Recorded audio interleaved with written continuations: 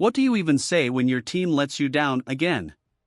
When the clock runs out and you realize the Atlanta Falcons didn't just lose a game, they wasted another chance to change their future. The 2025 trade deadline came and went, and for 3.5 brutal hours, Falcons fans sat in disbelief. Not a single move. Not one spark. Just silence from Terry Fontenot, Raheem Morris, and the entire Atlanta front office. It wasn't supposed to be like this. There was a feeling, just a flicker, that maybe this time Atlanta would act like a team ready to rise. Maybe they'd make a move to fix what's broken, to finally give this roster the jolt it's been begging for. Instead, we got nothing. And the crazy part? The only moves they made weren't even trades. The Falcons released kicker Parker Romo and brought in veteran Zane Gonzalez, formerly with the Commanders. Another spin on the kicker carousel that's become one of the team's strangest habits. Sure, Gonzalez might hit a few clutch ones. But let's be honest, this isn't the fix anyone was waiting for. The Falcons' biggest problems aren't about who's kicking field goals. They're about who's leading this team, who's making the calls, who's accountable when this roster keeps falling short. Then came another move. Offensive guard Andrew Stueber, remember him from preseason? He's back. A familiar face, sure, but not the kind of addition that's going to change a locker room or save a season. You can call it depth. You can call it stability. But let's call it what it really is, hesitation. Because this front office had a real chance, to make this team better, and they didn't take it. And that's what stings the most. It's not just about the record. It's about the wasted opportunities, the unwillingness to gamble, and the silence from a team that keeps promising to rise up, but never actually does. Falcons fans deserve more than quiet trade deadlines and recycled kickers. They deserve a front office that wants to win as badly as the city does. This was the moment, right here. The Falcons had a chance to act, to show they weren't just sitting in the middle of nowhere, pretending things would fix themselves. There was real value sitting on that roster. Players like Arnold Ebiketie, part of a crowded pass rushing group, could have brought back a third-round pick, maybe more. The Chicago Bears? They needed help. Several other teams were calling, waiting. Atlanta could have picked up the phone, made a deal, and added precious draft capital for 2026. Because let's not forget, they don't even have a first-round pick next year. But once again, they didn't. The Falcons stood still while the league moved around them. And that's what's hard to stomach. Bad teams are supposed to sell at the deadline.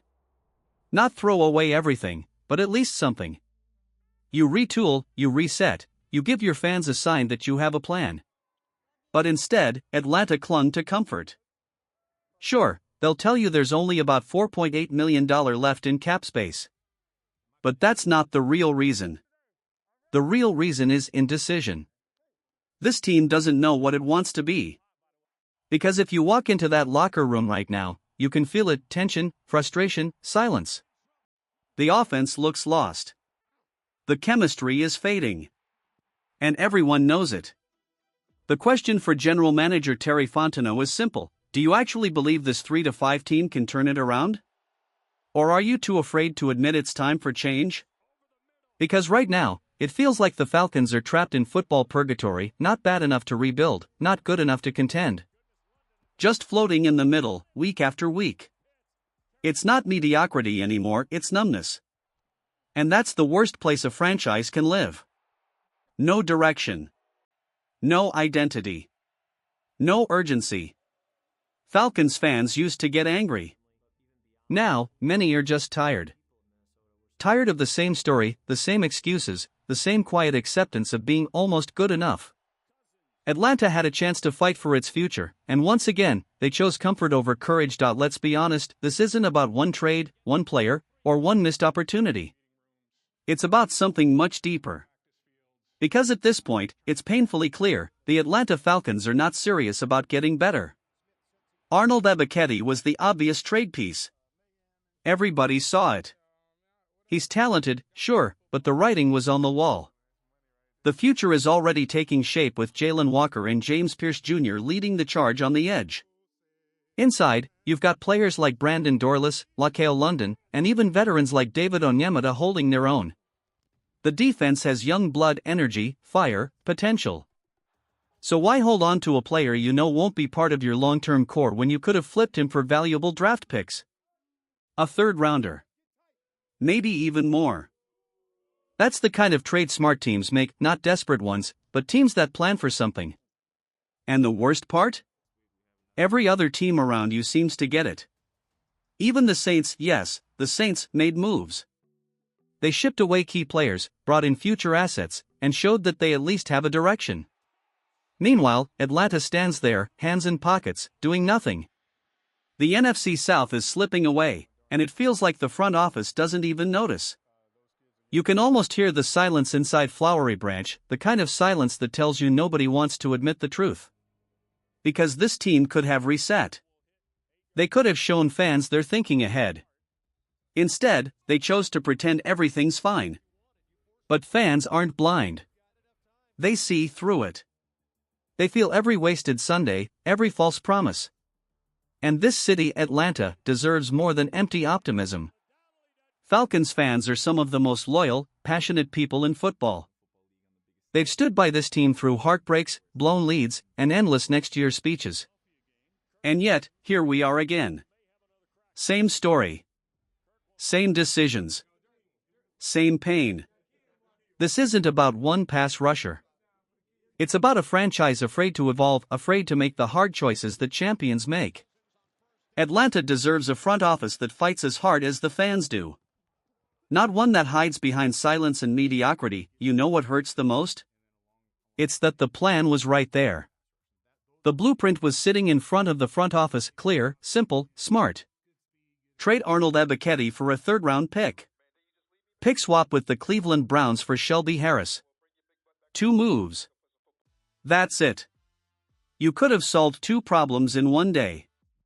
You trade away a pass rusher you don't need anymore, a player who's part of your past, not your future.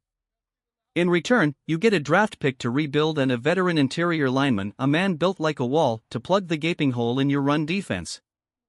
Shelby Harris isn't a superstar, but he's that kind of guy who brings grit, size, and attitude. The kind of player who doesn't just fill space, he fights for it.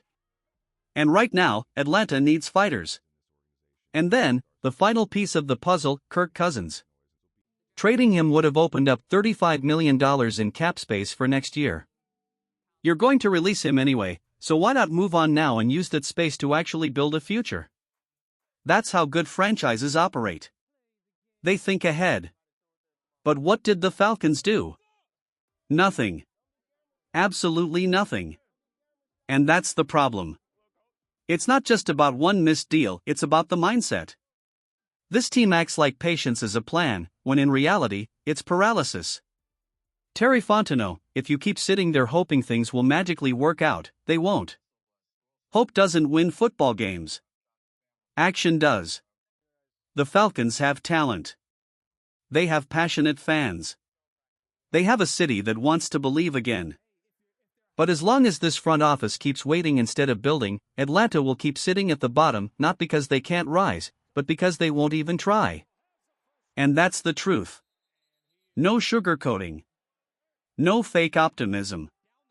Just the raw, honest truth that every Falcons fan already knows in their heart.